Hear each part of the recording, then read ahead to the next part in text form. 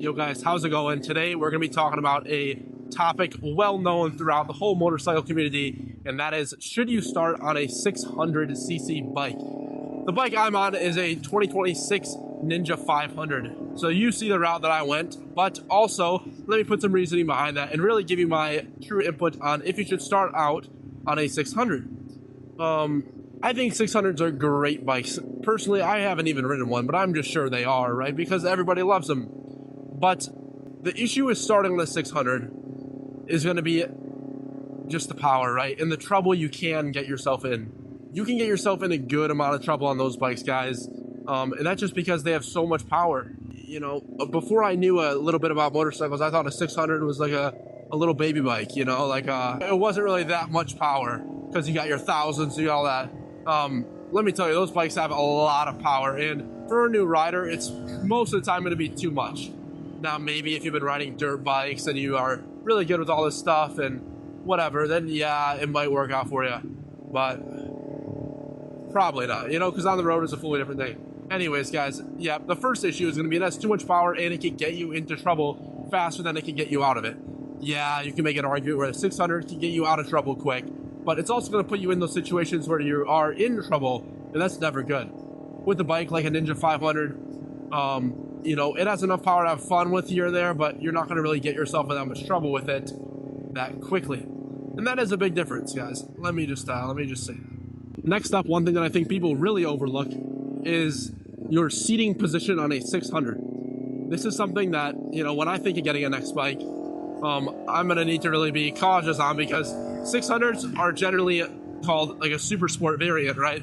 So you're going to be hunched over more, if that makes sense. Like, you're literally going to be more forward on the bike.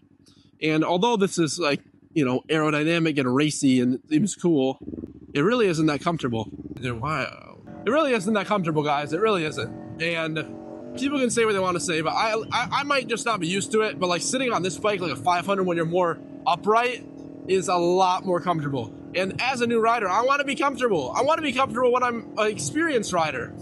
So I don't know, honestly, like about the 600s and the super sports when you're punched more forward.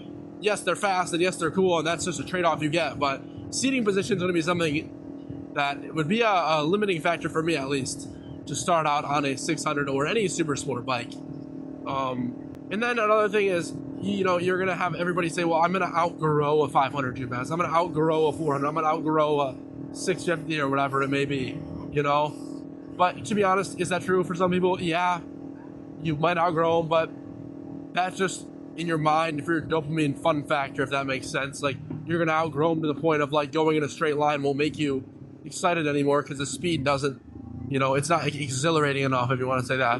But in terms of actually being able to learn on bikes, there will rarely be a point where you'd be like maxed out. Like, some dude could get on my Ninja 500 that's been riding for years and still have a lot to learn when it comes to just everything, like slow speed cornering, parking lot maneuvers, high speed, like it's just all the different types of stuff you can always improve on.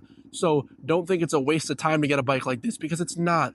Get a bike like a 4.5, 650, somewhere in that range, and just learn on it, dude. Take a lot of your time and learn on it. And then if you want to get into the 600s, get into the 600s. For me, I just got this thing 3 weeks ago. Of course, I'm already thinking about my next bike. Not really, but, you know, I like bikes, so I like to watch videos on them and stuff like that. So, you know, it's cool. But I sat on my buddy's R1, and although it's on a 600, it's still like a super sport style of a bike, and you're hunched forward a good amount. I could not imagine riding like that.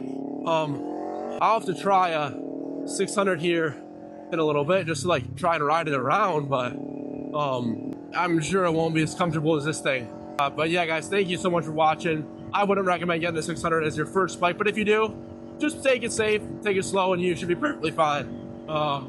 Yeah, guys, thanks for watching. I'll see you all in the next one. Peace. Don't forget to subscribe, like. That's all I got for you.